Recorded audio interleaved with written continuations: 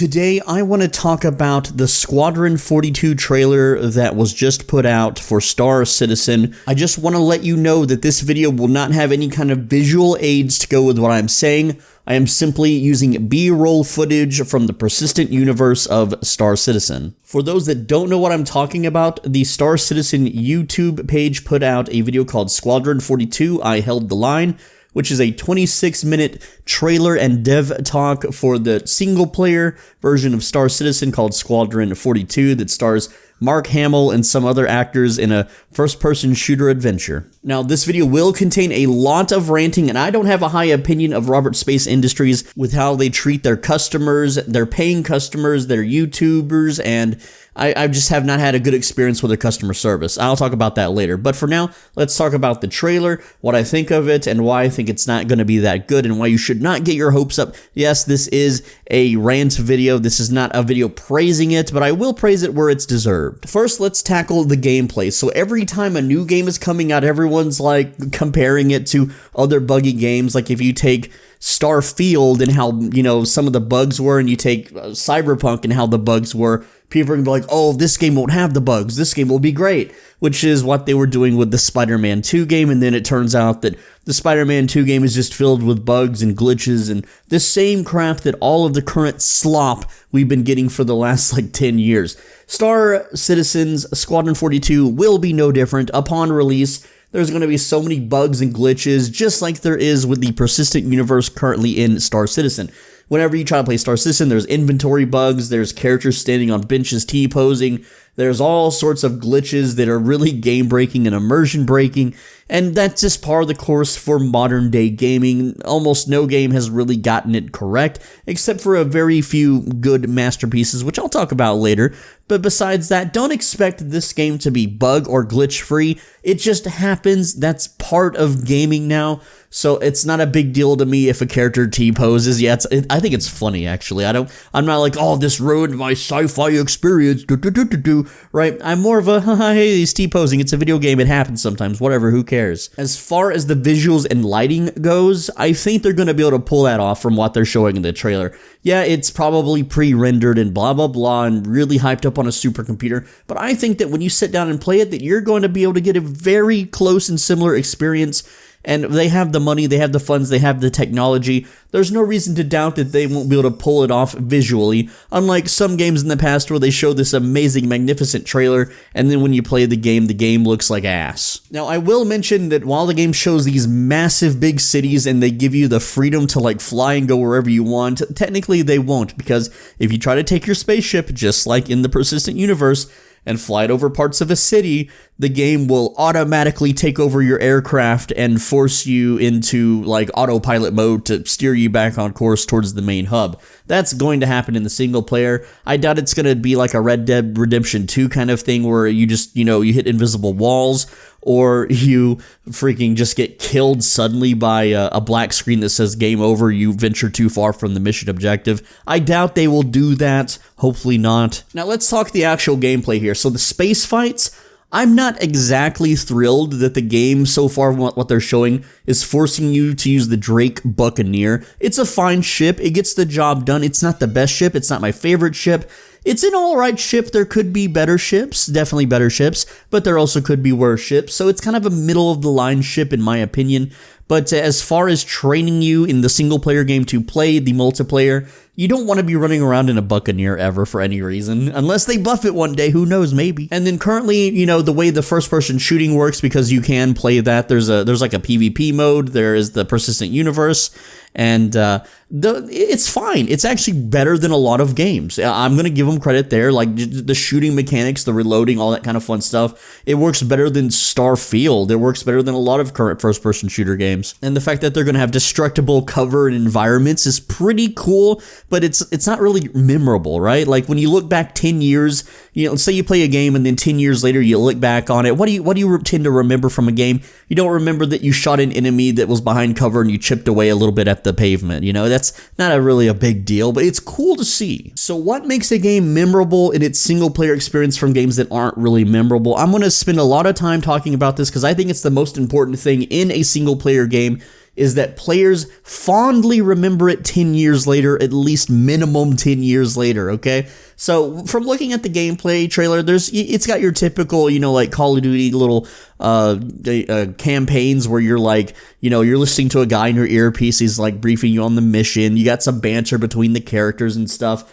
But we don't know if it's going to be any good yet. Is the banter between characters going to be memorable, funny? Is there going to be camaraderie? Is it going to feel like you're butting heads? Or is it going to feel like you're just playing with NPC pixel scripted ones and zeros on a screen, saying their lines regardless of what you do and how you act and how you react, and it's not really personal. So let me give an example about that. So a lot of single-player first-person games suffer, especially the older ones, suffer from the kind of solo-itis, right? You go through the entire game as some sort of demigod where you just clear entire rooms of bad guys over and over and over and over again, and you're just doing it by yourself. Sometimes there might be like a little escort mission, or there might be a person behind a glass wall yelling at you like, "Oh, Gordon Freeman," but for the most part, you're by yourself.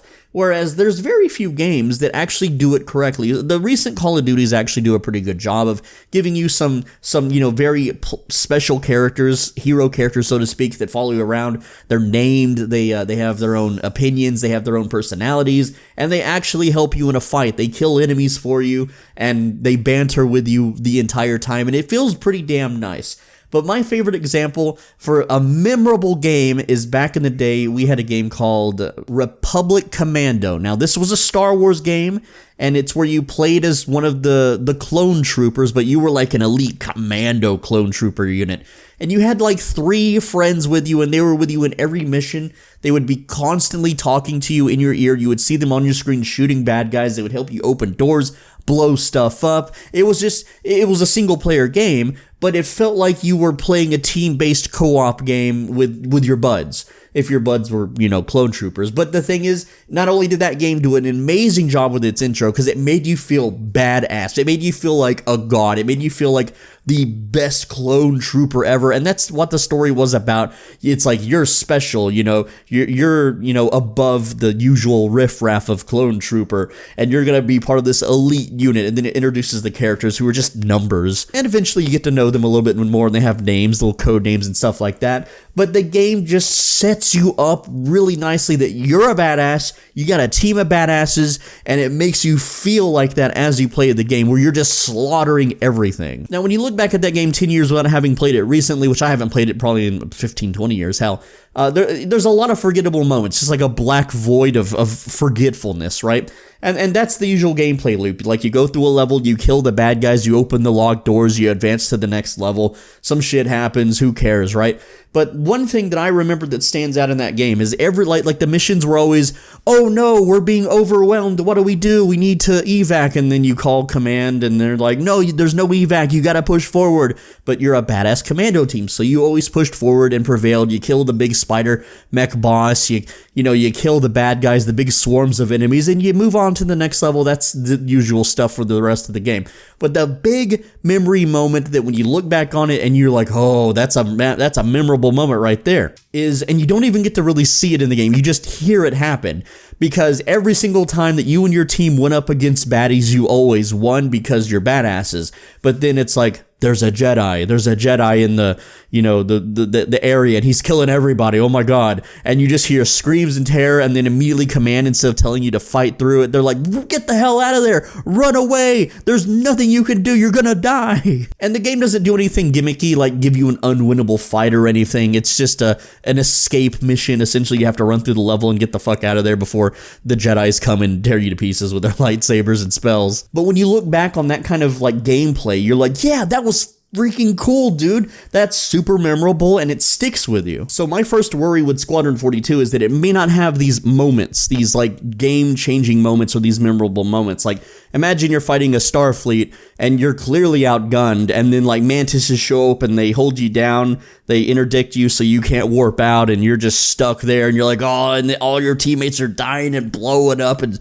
screaming into their microphones as they explode. And then before you know it, someone's already boarded your ship and they're punching you in the face and you get captured or something. See, that would be like a cool, memorable moment, but I don't have hope that they're going to have anything like that. I feel like it's just going to be, you walk down the corridor, door, you shoot the bad guys in the room full of a bunch of hip, high cover, and then you move on, and then Mark Hamill says like maybe a couple pages of lines where he's a dick to you, and then you open some doors and you do a few puzzles, and then you fight another room full of bad guys, and then you go through, and then you fight a big bad guy that's like a boss, maybe one of the alien creatures, which I forget their name. I haven't played Star Citizen in forever. Now, another thing that concerns me is the puzzles, because believe it or not, you and we're not stupid. We can figure out a freaking video game puzzle, but the absolute majority of the world's IQ is not the greatest, and they will absolutely be struggling on some puzzles, especially if their attention is not entirely on the game.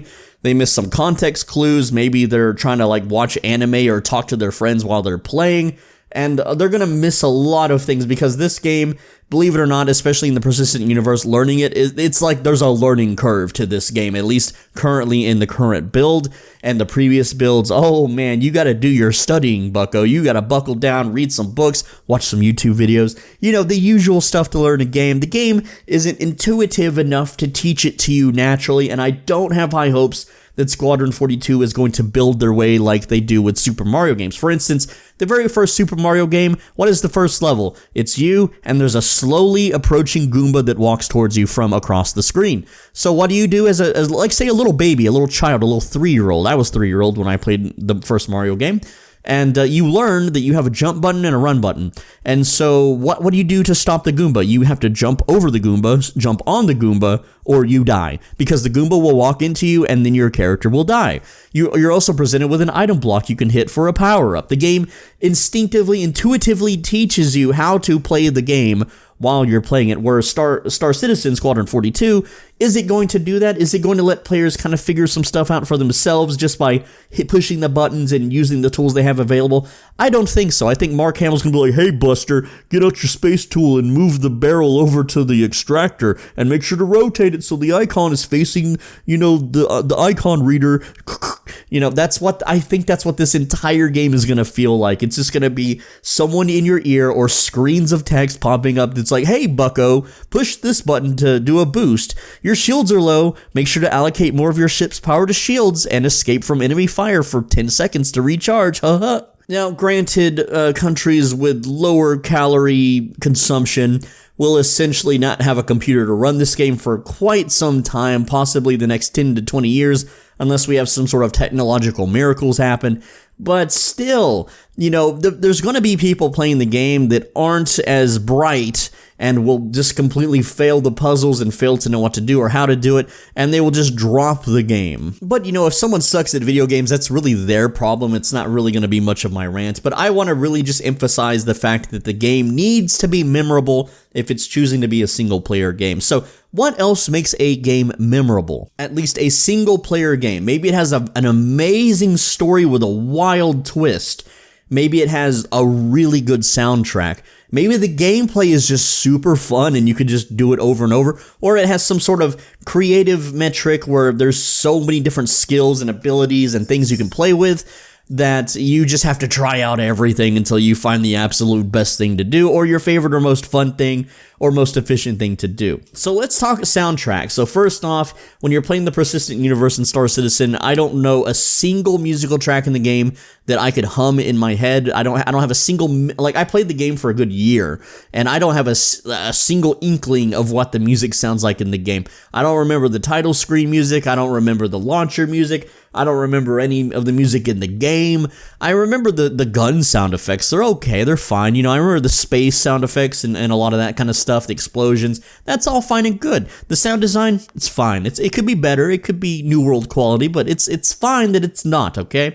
Not everyone's going to go out into a forest and record themselves hitting rocks with a pickaxe. But essentially, if the music track does not slap, the game is very hard to remember. Now think back to your favorite games from your childhood, and I could just list off a bunch with amazing soundtracks. And hell, it doesn't just apply to games, it can apply to movies as well. Like, there are certain movies that just have a hard soundtrack. Now, let's take a few examples. Way back in the day, what's an RPG game that has an amazing soundtrack? Well, there's Final Fantasy VII. That's easy. The Doom soundtrack was freaking slapping, especially for the era and the time. Like movies, like there's the Saw soundtrack, because I'm recording this on Halloween, so Saw is on my mind. Like you know when that music comes on, you know shit's about to hit the fans. Things are getting serious, right? Yeah, what else has good soundtracks? Like Call of Duty has okay soundtracks. There's the old Battlefield games had amazing soundtracks. The Final Fantasy games, Metal Gear Solid games had slapping soundtracks. Like, imagine how shitty Metal Gear Solid would be without its soundtrack. It literally makes the game, kinda. Like, let's look at a modern game, Baldur's Gate 3. That soundtrack is phenomenal. People are heralding that game as the best game ever made. And boy, oh boy, does that soundtrack really mess with your head. Like you're just not gonna forget the soundtrack. Like, I mean, it's not been 10 years, obviously, but like making a character in Baldur's Gate, that soundtrack in the background, when it kicks off hard. It makes grown men cry. It makes people like just kind of stop what they're doing and go, wow, what is this? This is crazy. So yeah, without any banger soundtracks, this game is doomed to be forgotten. Next up is storytelling. Is the story any good? Is it boring? Is it entertaining? Is there a crazy twist? Is there something that hasn't been done before? Is it overly edgy? These are the things that people remember. Think of a game that doesn't really have much of a story. Let's say like Quake 4. Quake 4, what's the story? I don't remember. I do remember getting captured by the bad guys and having my limbs sawed off and being turned into a half-demon monster thing. Half-Life, you remember, you know, like everything going wrong in the science facility, things blowing up, scientists getting eaten by monsters and killed by zombie crabs, and everyone screaming and running for their life. And those games are telling the story through the environment, through what's happening. They don't just have a guy that monologues in your ear, hey, I'm Mark Hamill, today we're gonna go attack the pirate fleet on Sector 7G, that's a Simpsons reference. Because a lot of modern games, that's how they tell the story. They just have a long monologue of, oh, get ready for the next mission, our agent, blah, blah, blah, blah, blah. Today you're gonna go into this place and kill these guys, and blah, blah, blah, blah, blah, blah, blah. And you know what? Those stories completely forgettable. What makes a story good is if someone can sit down at the dinner table with you and tell you all about the story from memory without Googling anything, without looking anything up, and without speculating anything. Now, what makes a story good is if it's simple, easy to understand, easy to tell the story of. Like, if you sat down, like say we're in a post-apocalyptic world, no more internet, no more movies, no more video games, and you're surrounded by a bunch of people, and it's your turn to tell a campfire story, and you want to just steal from like a movie or a video game you played in your past, would you be able to accurately tell the story? So I'm going to take some very popular, very well-received, very well-renowned video games and try to tell you the story based on my memory, which is going to completely fail, meaning it's a bad story. So let's take Legend of Zelda for the N64. Okay, so you're an elf in a forest, and you're awakened to stop a great evil or something, and then there's this big bad guy named Ganondorf, and in the future he's like enslaved the world or something, and then you stop him by going into the future as your past. See, I can't explain the fucking story. I don't know the story because the game didn't do a good job of making it memorable. I haven't played that game since I was in like 8th grade, bro. No, I'm sorry, 6th grade. Let's correct that. How about Star Fox 64? Okay, so you're like part of a space military, and a planet gets attacked, so you defend it, and you decide to go on the offensive, and then some stuff happens in between with your rivals and some other wacky shenanigans, and then you fight the big bad enemy that's in charge of it all, kinda, sorta, maybe? Again, I don't know. But these aren't bad games, you know, per se. They're very well received. The story just sucks, okay? They could have been better, and it's gonna be hell for Squadron 42 to tell a really nice story. So now let's take a story from another popular game. How about The Last of Us? I mean, I've never played it, but I know the story. You play as a guy in a post-apocalyptic world trying to make ends meet, and then you get a mission to escort a little girl to another place. You get to know her more. You know, it turns out she's got like some sort of antivirus properties where she can't get sick, and you're trying to get her to a place where they can extract that so they can make a vaccine to save the world. You end up with a whole bunch of people and stuff in between that you end up killing, making friends with. Stuff happens, rivalries happen, friendships happen. You know, there's a bunch of random twists and turns, and then at the end of the day, spoiler alert, you get there and you decide that you'd rather have her alive because they're going to cut her brain open and kill her, and you just can't stomach that. So the main character, Joel, you know, it's always good that you remember the character names, right? Ends up just killing the whole damn place and saving Ellie. And then that's the first game. Like, that's pretty much the story right there. You could sit down and at a campfire and you could tell the shit out of that and waste a whole hour of people's time. What about like a really old game like Chrono Trigger? That's a game I haven't played since I was a single-digit child.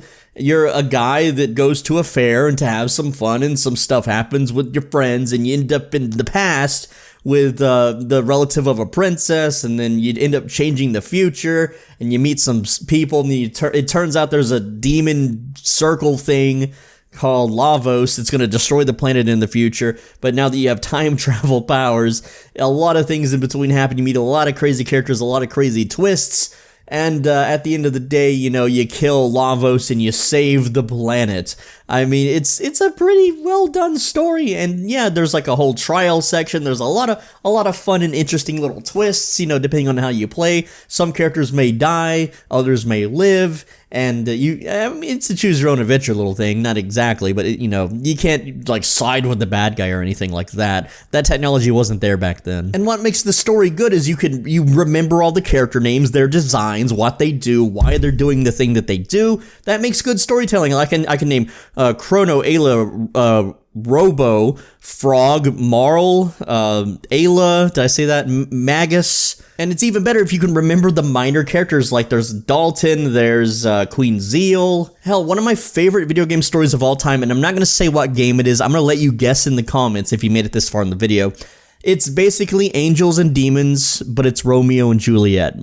I'll leave it at that. It's a very cringy anime type game, but it's a massive, very heavy feels story when it needs to be. And let's use Baldur's Gate again as an example. The game is just like every single NPC you encounter, every single enemy you encounter, they all have their own personality, they're voice acted, they have lines, they have feelings. They're all different in some sort of way, and you can interact with all of them. Whereas in Star Citizen, in Squadron 42, it's just going to be faceless space marines with space armor, and you shoot them and they die, and then you go and you fight a boss. It might have a few one-liners, and you do a little puzzle to kill him with a machine and putting flaming barrels that shoot in a catapult at him. I'm pretty sure a couple space fights where the enemies might taunt you in a dogfight a bit while you just let your systems lock on and blast them.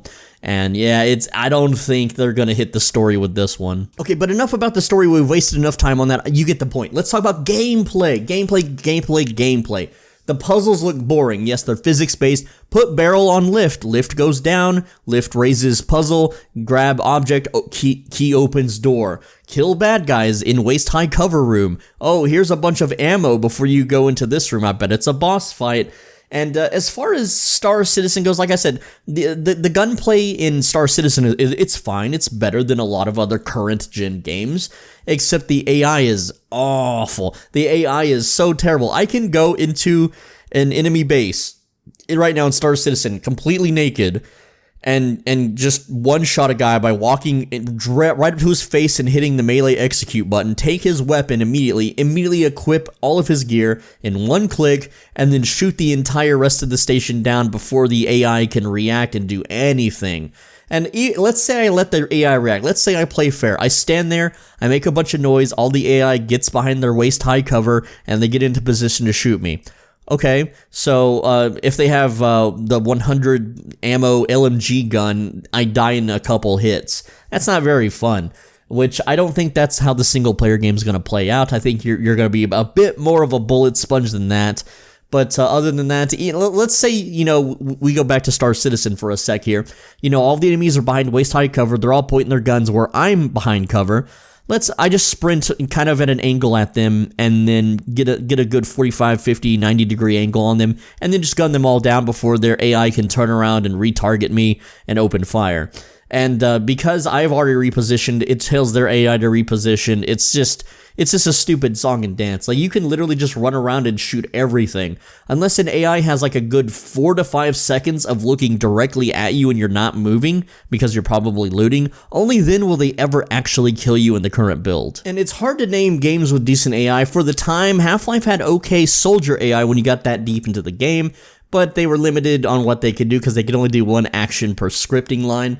Current games like Escape from Tarkov, I think they have really good AI. Fear is another one. The second Last of Us had really good AI, even though the game was garbage. I mean, the story was garbage, let's be real. Hell, the original Halo had really good AI, if you remember that far back. But what about, like, the UI and stuff? The current UI in the current build is terrible.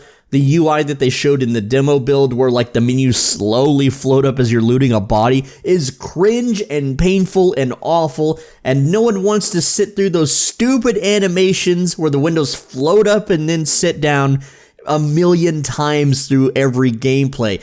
Do you remember Red Dead Redemption 2? Every time you killed like a trainload of people, you had to loot every single person, and you had to watch a completely full animation where you rummage through all of their pockets and rustle their jackets. It sucked. Yes, it's realistic, of course, but it sucks, bro. But what about the creativity aspect? Now, everyone praises Baldur's Gate 3 because it lets you tackle just about any situation in the entire game any way that you technically want to. There's a guy that stacked a whole bunch of like boxes up into the sky, and he put his archers up there and shot a bunch of bows down at everybody and killed them. If he wanted to do that, the game let him do that. The game let him play with his toys how he wanted to. Now, if I look back on a game called like Kingdom Come Deliverance, that game had invisible walls that killed you if you wandered too far. It had barriers. It wouldn't let you do this. It wouldn't let you do that. And so most of my time spent playing that game was trying to break the game. Red Dead Redemption 2 is another one. If you go off course of your quest, black screen, oops, you were killed by snipers. Oops, you can't go that way. That's not the mission objective. But Baldur's Gate 3 lets you basically do whatever the hell you want in an encounter. If you want to just like somehow throw all the goblins in the caves down into the depths and do it sneakily, you totally can. If you want to fight them head on, you can. If you want to build a massive explodey trap, lure them all into one room, release spiders and blow everything up all at once, you can. If you want to just not fight them at all and talk to them, you can.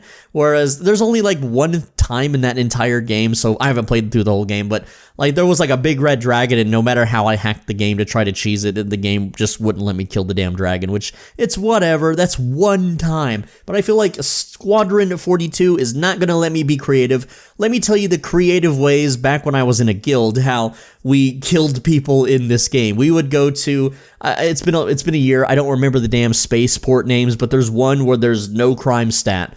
And we sat outside, not in ships, but we sat on asteroids with rail guns. So we don't show up on radar, we don't show up on scans, and when people left the port, we would rail gun their ship and blow them apart.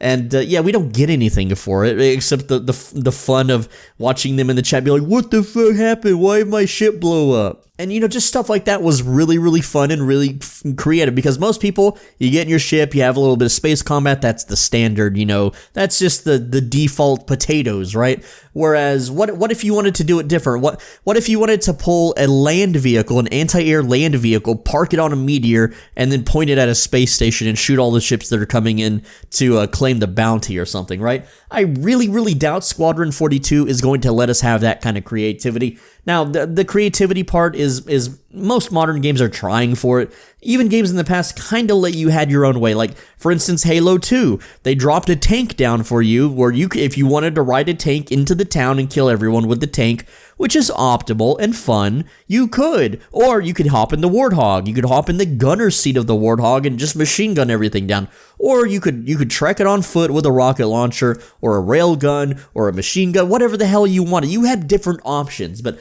I feel like Squadron 42 is going to force you to pilot a base stock Buccaneer, which is pretty crappy, and use the usual guns and solve the usual puzzles in the usual way. What if I don't want to do the puzzle? What if I want to blow the door open with some C4 I saved 2 missions ago for this exact moment? I don't remember the game having C4, or you could breach doors with a welder gun attachment thing, but I don't think you can blow doors open with explosives, not yet at least. I also doubt they will account for much of player interaction with the environment. For instance, in the trailer there is a moment where this medical staff team opens a locker and they're grabbing medical supplies for some hurt soldiers. Well, in the Star Citizen universe, in the Persistent universe, you have a medical bed that heals you up immediately, right? Why do we need to take pills and put on ointments in the future when you have a bed that does that for you? But my thing would be like, well, what if you snuck into the medical lab and stole the medical equipment, and then when the wages, the medical nurses or whatever, go into the locker to get the medical supplies, there isn't any, and then the soldiers that are dying die, which means you have less reinforcements later on, but you have more healing items for yourself.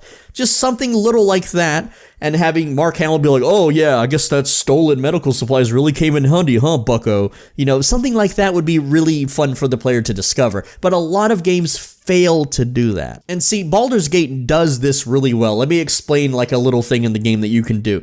There's a part of the game where you can kill goblins, and they'll have a big party for you after you kill the goblins, right? But if you kill all the people that go to the party before you kill the goblins, then they get replaced by a whole cast of different characters with completely different personalities that host the party. And if you try to like kill them in a certain way, like if you put characters in the town where the party is going to be started at, then you can try to mess up the party in a way, but the game even accounts for that by inviting you to travel along to go to the party and stuff. So the game like accounts for like several different player options. And let's take another space sci-fi game that came out recently, Starfield, you know, Todd Howard's game that I cover on this channel. Starfield had almost none of these moments. There was only one in the entire game that I saw where if you did a side quest to get a goofy spacesuit that looks like an alien, and you go to this one area where the people in the spaceship were lost in time and they don't know about current technologies or aliens or anything. If you approach them with your goofy spacesuit, they react to it with a few lines of dialogue, and that's basically it. So I don't expect Squadron 42 to have anything in the game like this at all, because all of their focus is on the graphics and the storytelling and the blah blah blah blah blah, right? So that means if 1 million people play this game, right, which they maybe might, I don't know, but 1 million people are going to have a very similar experience. You're on an on-rails experience.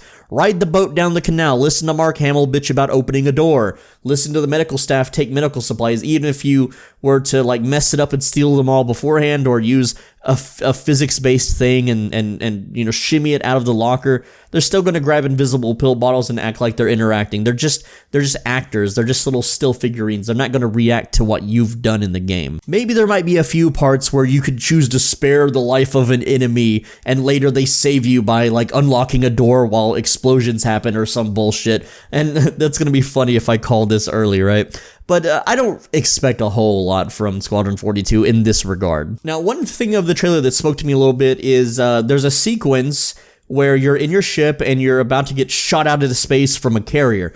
Now, one of the most memorable things I remember from one of the old Battlefield games, I think it was Battlefield 2 or 3, I forget the number, but it's in the single-player campaign where you're on an aircraft carrier, and it's the first time in the game that it lets you fly a jet. And boy, oh boy, did they do that sequence beautifully with the sound and the graphics and the setup, the dialogue before and after, where you climb into the, you know, the jet and everything's ready for takeoff and you just go shoom right into the sky, and it makes you feel like a badass. Back to that reference about the Star Wars Commando game, Republic Commando, where it makes you feel like a badass before you even start playing. So I actually like this part of the trailer where you get shot out of the damn carrier and you just know you're a badass space fighter pilot, and I hope they really nail that on the final release. This trailer also goes on to mention how they want to make a seamless experience where there's no load screens and no transitions. And let me tell you right now, a little gamer secret. A lot of modern games have, they hide these transitions, right? So like in Final Fantasy VII Remake, a lot of the loading screens are just you shimmying in between a tight space very slowly. Whereas in this game, from looking at the trailer, I can tell you right now, there's a part where you have to mash F to force a door open, and it takes a good little while to force that door open. Guess what? That's a loading screen. That's loading the next area. That's getting all the enemies ready, all the assets loaded in for you. It's not seamless. It wants to pretend it's seamless, but it's really just a stupid loading screen they put in. And that's fine if you prefer that, where I know a lot of people complain about Starfield, where you have a loading screen when you leave a planet, a loading screen when you enter a planet, a loading screen when you enter a store. And yeah, it gets old. It gets annoying. It kind of breaks the immersion a bit. It really depends on what you prefer. Now, I'm not a speedrunner, but the trailer goes on to show a weapon malfunction. Can you imagine a speedrunner about to get a world record and they get like a couple weapon malfunctions, they don't kill the boss in time, and they start screaming in anger? I really don't like this kind of negative RNG in games. There's one of the old Smash Bros. Games had a tripping mechanic where if you ran around too much, your character would randomly trip, and boy, that ruined the entire game. It's supposed to be a competitive game, and you added just a random tripping. People really hate random crits in Team Fortress 2. I think they're funny, but I'm not a competitive guy anymore, so I don't mind the weapon malfunctions, but you know, make it happen a few times, or make it happen a few times in the whole playthrough. Don't just make it like, oh, there's a 2% chance your pistol malfunctions. So another loading screen disguise is when they're trudging through a swampy, watery, dark tunnel area. Bro, it's the future. Grapple hook, jetpack. Let's go, let's go. Walk on water boots. Come on now, we got the technology. Let's go. This kind of slow gameplay is not what people want. Now, invisible walls. A lot of people hate invisible walls, myself included. There's a part in the trailer where you're walking down this circular corridor thing. There's like a bunch of little triangles that are like spinning in a circle to your left. And my first instinct when playing a game like this is jump into the spikes, jump into the electricity, jump into the death pit. I want to see what happens. But a lot of games, what they do is when you try to jump into the death pit and die, the game is lazy. They don't want to code it. So they just put an invisible wall there so your character can't die, your character can't fall off, your character can't jump into the giant electric field of death, you know, hovering nearby. Why? And the devs explained it in the trailer, saying, you know, we're making an environment that feels unique and blah blah blah blah blah blah. And it's like, I want to play in that environment. I want to throw my character to their death and see what happens. Okay, you know, the old games, like if you saw a spike pit and you're playing like a Lara Croft game, I want to see how Lara Croft dies in the spike pit. Oh, look, she's got spikes through her guts, and now she's clawing her hands desperately in an attempt, you know, to try to free herself before she bleeds out. Oh, look, even the really old Super Nintendo games like Waxworks, hey, this wall shoots poison gas. I want to see what my character looks like as he gets his face melted.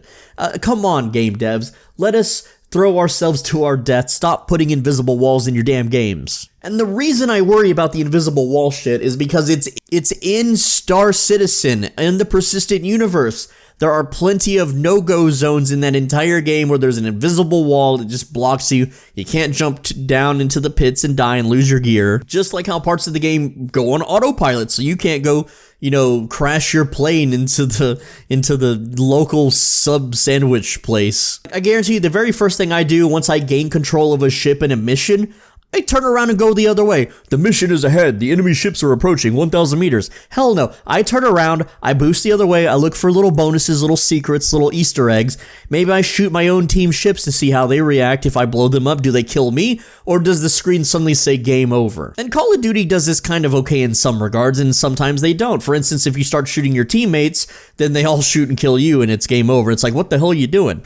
Whereas if you try to throw grenades at a baby in a crib, the game actually closes out after you do it like 6 times and calls you a monster. Now, I'm not saying Squadron 42 needs to be some sort of weird free roam open world game where you can just fly your starter ship straight to the final boss and then kill him with punches while glitching under the floor or anything stupid like that.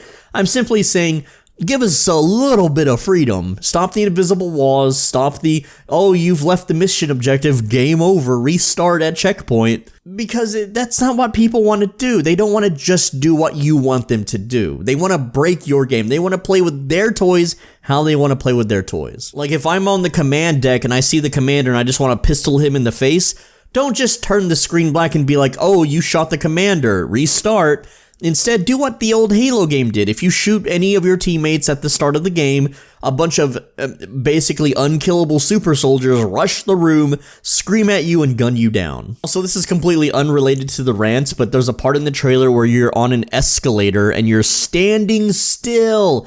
No gamer is going to set their character on the escalator and then watch them slowly float to the top. And I hate this in real life as well. Now, I'm going a little off topic here, but if you're at a shopping mall or somewhere where there's escalators, do you guys step on the escalator and wait to go to the top? Or do you walk up the stairs of the escalator as it also takes you to the top? Because I always walk up the escalator, but every single person around me are NPCs, and they just stand there, and they body block me, and there's not enough room to maneuver around them in an escalator, of course. So I have to stand with them and wait to get to the top. Now, I'm not like being impatient.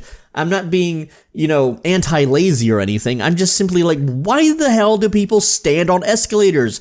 They're there to get you up and down faster, not to just take away the effort of walking up and down stairs. I'm weird. I love walking up and down stairs. It's decent exercise. It gives my calves a little light stretching. I get to breathe some oxygen that I'm normally just forgetting about. You know, I get reminded, oh yeah, I'm a human. I get to breathe and stuff. So there you go. But yeah, lads, what do you think? I mean, real talk, I'm probably not going to live long enough to see the completion of this game anyway. And I didn't put any money into it because I'm from the hood, I'm from the ghetto, I'm pretty poor. The only reason I got to play this is because I'm a YouTuber and people donated me some ships in the game. And I don't have anyone to really play the persistent universe with. I got kicked out of the guild I was in long ago. So the footage you're seeing on this screen is basically impossible for me to get now. So what did you think? What do you agree with? What do you disagree with? How do you think it's going to be? I mean, yes, I want the game to succeed. As a YouTuber, I want all games to be insanely super popular and be mega successful, where millions of people are searching the game of how to do stuff and looking for videos and guides, because that's how I make my money.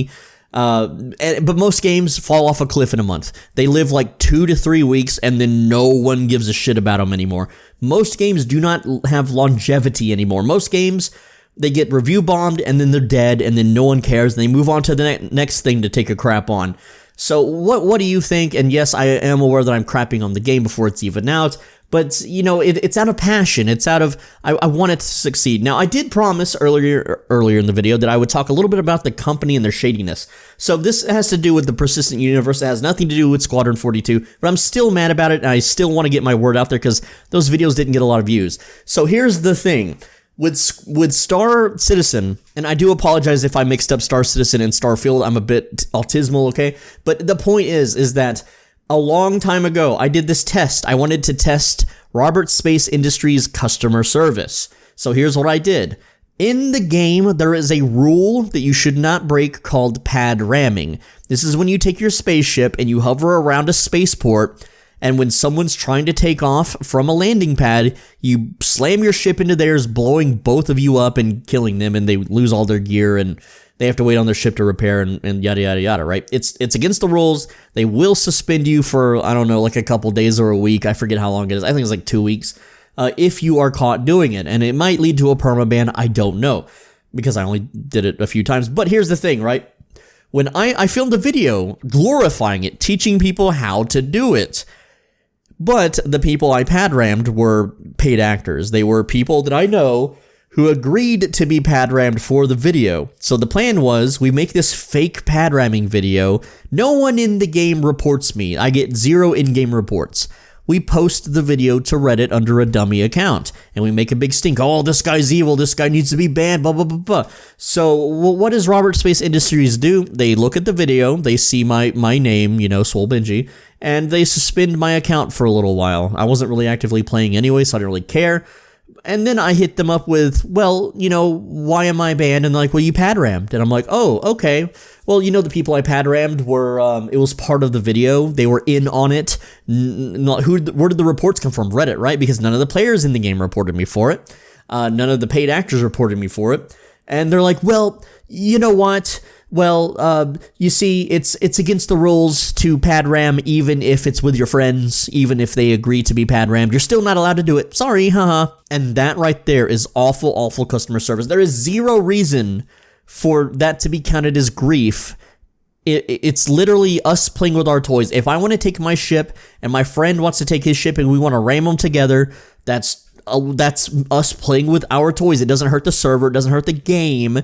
No one is being butthurt. Of course, if you're griefing a player where they're trying to play the game and you're constantly slamming a cheap ship into their super expensive ship, blowing them to pieces, and making them wait like 30 minutes for the ship to respawn before they can summon another one, then yeah, you're being a bit of a dick and you're griefing. You know, and that's fine. It's whatever, you know. As a griefer myself in a lot of my games, I'm okay with eating the ban. I'm taking the L, you know, for the team, for the lulz, right? But essentially, this was not the case. This was just me and a bunch of friends filming a little video and seeing if we could catch them in a honeypot. And we did catch them in the honeypot. And when we let them know it was a honeypot, it was a sting. It was, you know, we were auditing them, so to speak, they doubled down. They didn't apologize. They didn't lift the ban. They didn't offer compensation for the time lost during the ban or the trouble that was caused. No, no, no. They simply just made up a new rule out of nowhere. Well, you're not allowed to do it with friends. You're not allowed to do it even if you agree to do it. And so that's like a huge spit in the face. That is privileged and just, you know, that's just some twerp behind a computer flexing their power at this company. And I really reached out hard. I reached out to all the big guilds. I reached out to all the supervisors and higher ups at Robert Space Industries, and I got nothing back from anybody. Like, I mean, the videos themselves didn't get too many views, but essentially, you know, it was also during a time where the game wasn't super hyper popular either, which it still technically isn't, as far as YouTube games go, but it's just absolute nasty, aberrant behavior from this company, and so I don't trust them. I don't trust them with anything. Now, I have the game for free because people donated it, so I will be playing Squadron 42, assuming that Robert Space Industries doesn't look up my name and then ban my account. And if that happens, I'll just beg for the game and put it on a random email account that they won't know about on different hardware, on a different IP address, whatever, okay? But if technically they go that far, they're probably going to be willing to, like, strike down videos and stuff, which really, really nasty companies. I'm not saying I don't know that they've ever done that. I'm not saying that they've ever done that, but there are companies that have. Palia, Singularity 6 was one of them that striked a creator because he saw some stuff in the game files and decided to talk about it for a little bit. Whoop-de-doo, right? Just full-blown nuclear on a baby channel, too. Not even like a really troublesome channel or anything. But the point that I'm getting at is that I can't currently trust Robert Space Industries' customer service. And once you lose a customer's trust, there is like almost no salvaging that without huge bending the knee, suckling on the toes, and giving some free gifts. So if Robert Space Industries wants to apologize and give me some fancy free ships on my account, I will gladly retract all the stuff I've said. I can just delete this part of the video out of this video, and everything can be absolutely peachy. And no, that's not blackmail. That's just simply me accepting their apology, silly. Like, look at it like this. Like, New World is run by Amazon Game Studios. They are notorious for never having actual humans answer your support tickets. If there's a bug in the game that costs you time or money, or if you get unfairly mass reported and banned by an algorithm, you will never, ever be able to reach a real human being to alleviate your troubles. Even as the game's 4th biggest YouTuber during its peak, even contacting all the internal channels for creators and stuff that YouTubers get, even, you know, the only way that people got anything done was having Asmongold on call to have him make videos about it, and then they took action. That's the only time Amazon Game Studios has ever taken action to a player's ticket. Otherwise, it's all automated, it's all scripted, you get responses that don't even make sense to your tickets. So when Amazon Game Studios makes a new game, like the new Lord of the Rings that's coming out, and Blue Protocol, and whatever the hell else they're hosting, people like me aren't ever going to trust them enough to play any of their games, because we know the second that our character glitches out under the floor, we're going to be stuck there until we just buy the game again and get a new account. And so that's why I can't trust Robert Space Industries, because they can just make up the silliest, stupidest rules just to save face when they get caught with their hand in the honey jar. Well, that's all I've got. If you want me to play more Star Citizen, please let me know. I might want to return to the game, but I don't have anyone to play with, and I'm kind of a too far gone weirdo to really make friends anymore. I'm basically just gonna be a little gremlin in the real world, just hiding away in the basement forever, never seeing sunlight ever again, making YouTube videos until inevitably my physical body gives way and I get transported to an isekai magical universe where I can live youthfully and happily ever after. But until then, please like the video, please leave a comment, because I have no social life, no friends, no family, and you're the only social interaction that I'm ever gonna get for the rest of my life. So I really rely on your comments. Finally, make sure you subscribe, and on the right side of your screen is a video you should absolutely click. If you don't click that video, then the eggs in your fridge are gonna go bad.